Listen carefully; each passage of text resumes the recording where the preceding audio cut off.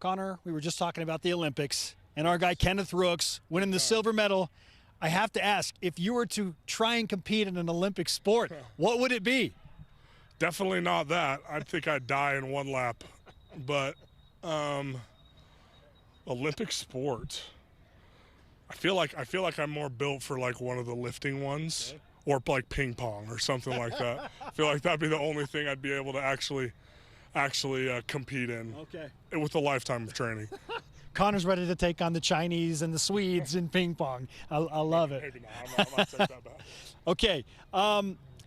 To steal a phrase from the Olympics, we've been hearing the offensive line has had a medal-worthy camp. So how would you feel about that assessment, that things are going well for the offensive line, because you're probably the toughest critic of your guys in that room? I mean, I would say I feel like we're doing a really good job for where we're at right now. All right, a week and a half, 2 weeks in. Camp's not over, though. You know, we have a lot more to improve upon today, and the defense threw a lot of blitzes and pressures at us today and forced us to think, tested our rules, and, you know, so we've got definitely have some stuff that we need to clean up. But I feel like we've come out with the right attitude and the right intention, and we're playing hard.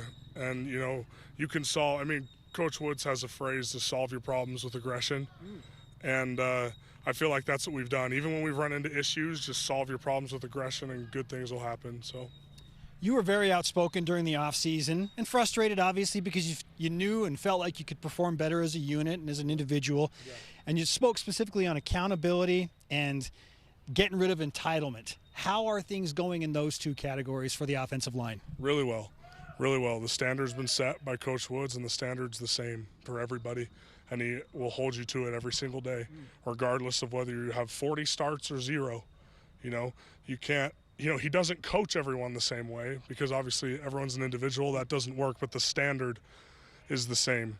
You know, you come out and watch practice. If I do something stupid, doesn't matter that I have 40 whatever starts or whatever. He's going to rip me in front of everybody, you know, just like he would one of the young guys who's screwing something up. So the standard is the same. The accountability is there, and I feel like that's kind of just seeping through the O-line room and becoming culture now. It was something we kind of had to fight and kind of relearn all off-season long.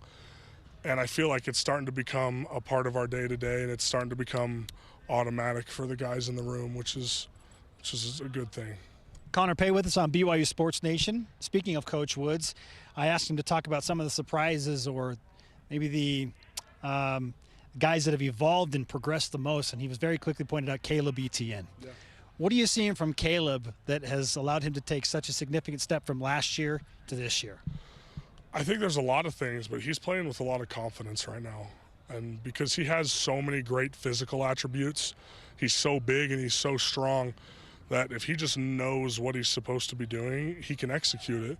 And I think that's been the biggest thing, is Coach Woods and the GAs have been awesome to like help him understand the scheme, and so now he knows what he's doing out here at practice, and it's tough sledding for any DN that has to go against him in those circumstances. So I think he's playing confident right now, and it's been pretty exciting to watch that development happen over the offseason. So, what's that relationship and rivalry like with the guys on the opposite side of the line of scrimmage right now? How would you explain what's happening there on a day-to-day basis?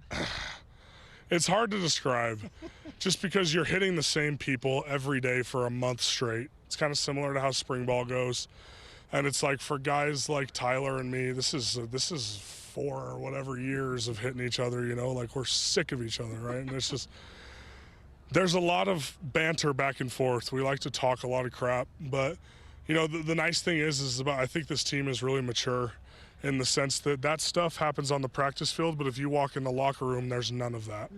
And so I think that's most teams, you know, that are mature and understand how it works. It's intense and tempers flare and things happen on the field, but that stays on the practice field. When you walk into the locker room, that's your brother that you're trying to go win games with.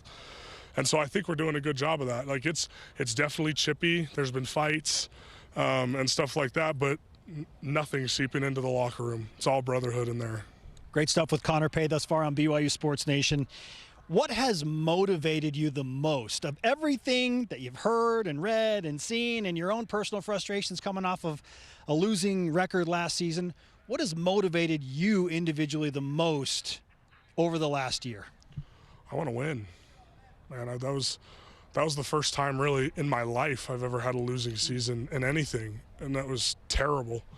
You know, that was embarrassing, and you know, I'd never want to feel that way again. You know, you let down a lot of people when you do that. You know, we have a massive worldwide fan base at BYU, you know, because of the connections to the church and all of that, and people all over the world who want us to do well, and when you don't, you're disappointing all of them. And you know, you can feel that, the weight of that a little bit as a player. And so I just want to win. Yeah, I want to win games. That's what the motivation has been really this entire offseason. And, you know, when you win games, everything else takes care of itself. Personal goals, the NFL, your future, all that stuff will take care of itself if you do what you need to do here and win. I know getting to that winning feeling and executing at a high level, at least part of it involves some really deep study of the playbook and a lot of film review. So take us into the mind of TJ Woods and the offensive line room when you are reviewing film. What clear indicators are you looking for to show we're improving and it's right here? Yeah, I think there's a couple main things that when we come back to practice every day, and it's like, first and foremost, are we on the right people? And thankfully we had a really good summer mentally, understanding the playbook and learning the playbook, spending a lot of time together working on that. And so it's pretty rare for us right now to be on the wrong people. And so then it's now, are you using the right technique for that play in that situation? You know, because I mean, I think a lot of people don't realize that a linebacker could move 1 yard and that could completely change the technique we use on a play, or a D lineman could move one gap over and that completely changes who everyone's blocking. And so it's not only who you're blocking, but how you're blocking them. And are you doing it with pad level? Are you doing it with violence? And so that's something that, you know, when we go through practice in the film room every day, those are the things that Coach Woods is constantly harping on. Okay, hey, you got to fix your hand placement here. Why'd you step like this versus this technique? You know not to do that type of thing. Do we have the pad level we need to consistently get movement? You know, those types of things seem to be constants. Let's stay with the film review concept. As you look at the quarterbacks you're working with, Gary Bohannon and Jake Retzloff are the clear two guys that are battling for that starting spot. But on film and in practice, what are you seeing? And I'm going to ask the same question for both guys. Yeah. But what are you seeing that you like most from Gary first and foremost? Well, I think from Gary, you can tell he has a lot more confidence in his arm than he did in the spring. He was still finishing up the tail end of that healing process in the spring, so I don't think he fully had the confidence to air it out and let it rip, and he has that right now, and so he's able to rifle it down the field a little better. You know, and his understanding of the offense has improved a lot, and so improved decision making. Okay, same question for Jake. What do you like that you're seeing from Jake Retzloff? Well, Jake's always had, you know, a cannon. He can rip it, but you know, I think it's similar things in the offseason. This is his second year in the system, understands the offense, his read progressions a little better, and is able to just similar thing, make better decisions. Right? Because I think that was the one thing that, you know, he knows it and everyone else knows it, that he wanted to improve upon this offseason was just some of that decision making. And, you know, he did a great job of it in the spring, and I think it's carried over into fall camp that both of those guys are doing a good job making better decisions. Connor Payson, BYUSN, a couple of quick hitters to finish. Sure. If you had to award a man in the offensive line room as the most improved from last year to this year, who would you give that award to? Caleb, for sure, Caleb. And now just personality. I asked Coach Woods the other day if you had to line one of those guys up out wide as like a tight end to catch a ball. He told me about this. He told me about this. Here's the thing. Waylon, I have to give it to him. In the offseason, our lasered like 10 times and stuff. He beat me. He was a little bit faster than I was, so I understand it.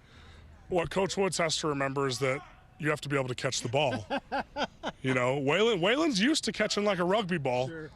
But I don't know, that football sticking that thing. I don't know. I'll have to see if Waybone can do that. Okay, so so you'll give Waybone the advantage in the speed, but you got the hands. Yes, I think so. No, I hate to admit it, but Waybone deserves that title. Great stuff. And finally, are you an ice bath guy? Are you going to run and jump in the ice bath right mandatory. Doesn't matter if you're an ice bath guy or not. I do enjoy them, especially when it's 100 degrees outside.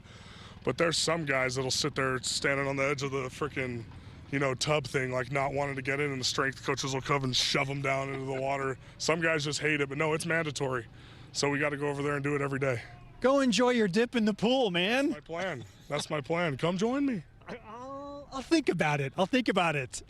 Yeah. We'll talk about that later. There's benefits to a polar plunge, whether you're an athlete or not. It's true. You give me a lot to think about. Thanks, Connor. Appreciate you guys, man.